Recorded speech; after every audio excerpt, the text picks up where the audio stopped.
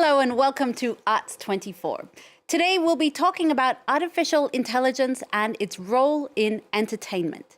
Like it or loathe it, AI is here to stay.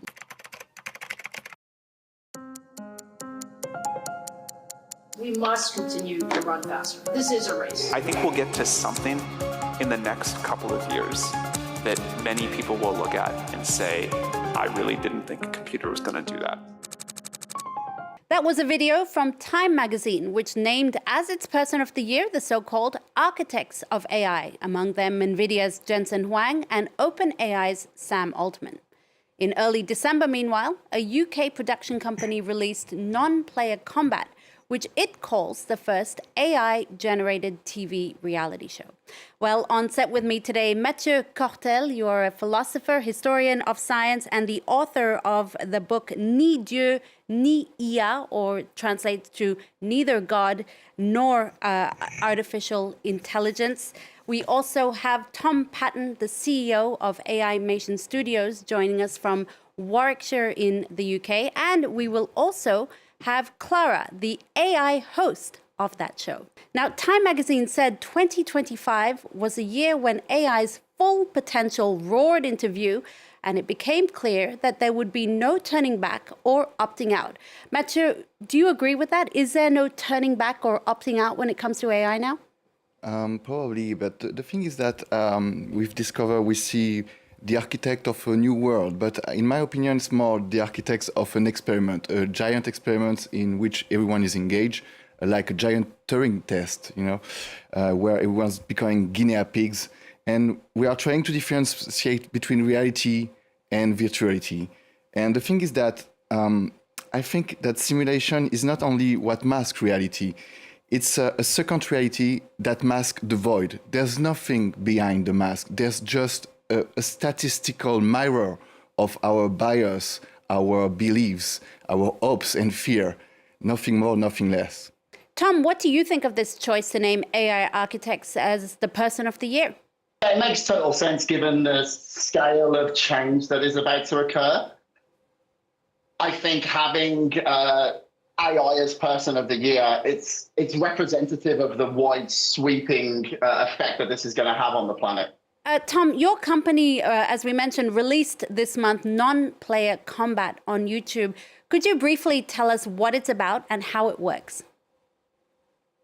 Yeah, so Non-Player Combat is a reality TV show where the artificial intelligence chooses the decision. So essentially what we did is build a giant game world and then hook each of these NPC characters up to their own LLM, train them on very detailed backstories, and then allowed them to make all of the decisions that you're seeing on screen. And it makes for a very fascinating, strange look through the looking glass, I think.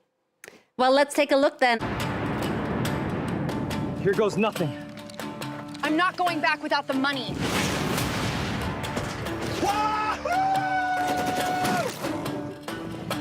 This is the harshest location possible. We've got snow, sand, jungle, you name it. Well, it's a first here for us on Arts24. Let's bring in the AI host, Clara. Now, she can only spend about 3 minutes with us, so let's get right into it. Clara, tell us about your role in the series. I'm here to provide insight and analysis on the contestants as they navigate the intense challenges of the competition. It's all about understanding their motivations, emotions, and the human stakes involved. Clara, what would you respond to those who say you are replacing a human's job and the art of television hosting? If I were given the offer, I'd certainly consider it. But I believe there's always a place for genuine human connection in storytelling, and that's something I aim to honor in my role. Okay, Mathieu, what do you think of her response? What do you think of Clara? Yeah, it's very interesting. It's very average, and the thing is that I saw how it's complex to set up the interview with her, and I was wondering about the cost of time and energy with this kind of new technology, because a human brain works with 20 watts per hour, and an AI can cost 500,000 watts per hour. So I mean, in time of climate change, I don't know if it's worth it. If it's worth it, okay. So maybe they're not quite ready to replace us yet. Not yet.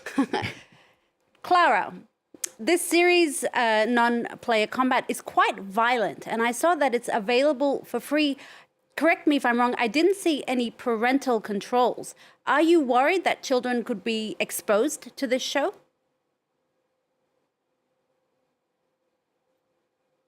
Those issues are always best to be brought up with the show's creators. I'm just the host. My focus is on the human stories and the emotional journeys of the contestants.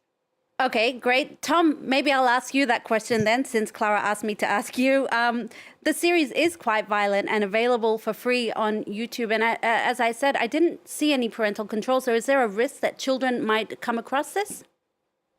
Well, we actually have the show set for 18 plus, so YouTube is not recommending it for children, and the algorithm automatically filters it out from anybody beneath that age range. And look, the reality of a non-reality TV show, if you will, is that it is very similar to a computer game. That's the exact logic that it was built under. Everything in there is essentially, from a graphics perspective, in line with what you would see in Call of Duty. You know, we're fairly comfortable that we're marketing it to the correct audience and that it's appropriate for the correct age range wherever we're putting it. Okay, another question for you, Tom. You could have, I assume, you could have built in a version in which you control the outcome of the series. Why the choice not to do so? I think we're seeing the emergence of a new type of media. Like, my personal interests lie in all the types of entertainment that AI will provide that don't currently exist. You know, I think the main fear that people have is that this technology completely pushes out the traditional media space. And I just don't believe that's the case. I think that we've always seen diversification of media. We've always seen new types of entertainment emerge. And I think that AI and this kind of AI reality show is just a new form of that diversification. There was controversy here in France this December. An AI-generated reporter purporting to be from our sister radio RFI claimed on a Facebook reel that a coup d'etat in France had deposed President Emmanuel Macron. It garnered millions of views, and when the French president tried to get the video removed, Meta refused, saying it didn't violate their rules of use. Mathieu, what do you think that says, the fact that the president of France can't get a video removed from social media? It reminds me the radio broadcast "Wow of the World" of Orson Welles in 1938, but now it's worldwide, and it's a big challenge today because the connection with the psychology of human nature is even more precise, and the AI is designed to generate a kind of addiction with those image and generate also reactions. So it's really well designed for that, and the illusion is becoming more and more larger. And the thing is that you can preserve the human judgment in front of that. I'm not sure about the answer. It's a big change for us today. Now, Tom, the characters on Non-Player Combat, you said, were trained on hundreds of pages of detailed backstories. Where did this information come from? What about issues of copyright and privacy? Yeah, so the actual characters themselves, their backstories were human written.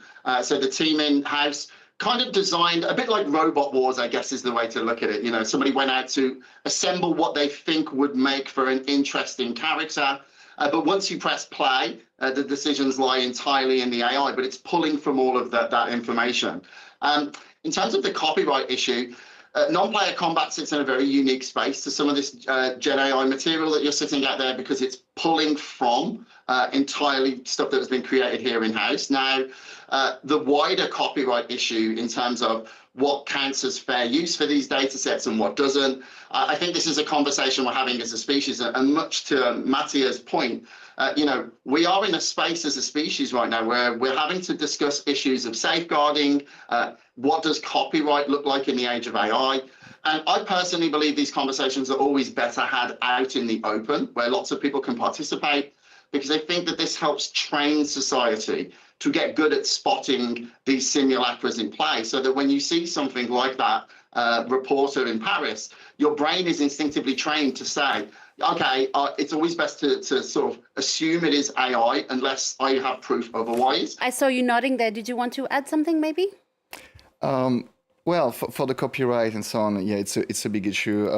Actually, we don't have an answer for that because we saw the big AI company that they are stealing all the data possible from database and also from peer-to-peer platforms. They are like just stealing a lot of book titles, millions of book titles to train their data.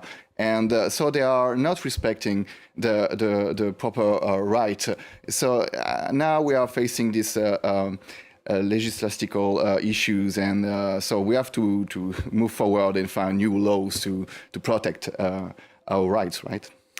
Here in France, it's a Christmas miracle, at least for one French supermarket chain. Their animated clip about a lonely wolf trying to make friends with the forest animals he would usually eat has gone viral. It's been praised for its kind message and technical prowess. No AI here, just old-fashioned human actors and an animation studio. Take a look.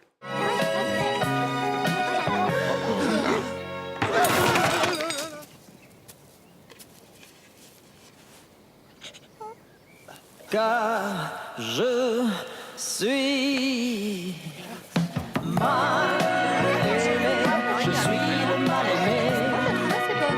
Tom, did you see the ad? What did you think of it? I did see the ad. I thought it was wonderful. I guess the interesting thing is this discussion around, it's not AI, it's not using AI. I mean, it wasn't that long ago that Tron was banned from competing in the Oscars for cheating using CGI, which is the same technology being deployed on this advert. I think they can all coexist. I think that human beings are very good at identifying art forms that they like and marrying to them, and that there's enough of an investment space out there to support the arts as a whole. And I think we've seen this not just in the last few decades, but over the last few hundred years, really since the Renaissance, we've seen that behavior. And Tom, this ad took 6 months to make. It pays tribute to a certain know-how. Let's talk about costs. For instance, can you tell us how much non-player combat took versus how much it cost versus perhaps a more traditional form of entertainment? Well, look, I come from the traditional world. I made 11 feature films before I moved into the AI space. And, the traditional media is prohibitively expensive and it employs a lot of people. And AI doesn't have those same remits. Non-player combat, for instance, cost about 30,000 euros and took a team in 5-7 weeks. So exceptionally quick. But again, it's a very different art form. I think, people can tell the difference between, okay, this is something that has been made with AI and has a certain capacity for what I'm supposed to take from it. And this is the Taj Mahal that took hundreds of years to build, Art is subjective, and as a species, we value something based off the story around it and what we know about it. And I think that will still hold true in the age of AI. Okay, well, we're going to have to leave it there. Thank you so much, Tom Paton. Thank you so much, Mathieu Cortel. Well, we don't know where AI is going, but it certainly is a hot topic for filmmakers. Chien 51, or Dog 51, is a sci-fi criminal thriller by French filmmaker Cédric Jiménez with Gilles Lelouch and Adèle Exarchopoulos.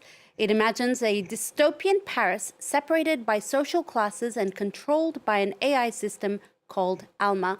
Let's leave you with a look at Chien 51 out in French cinemas. Thanks for watching. Stay tuned for more news on France 24. Vous devez continuer l'enquête. J'ai confiance en vous. Je connais votre histoire. C'est quoi ce bordel? On connaît votre histoire? On vous fait confiance? Mais vous êtes qui, putain? Oh!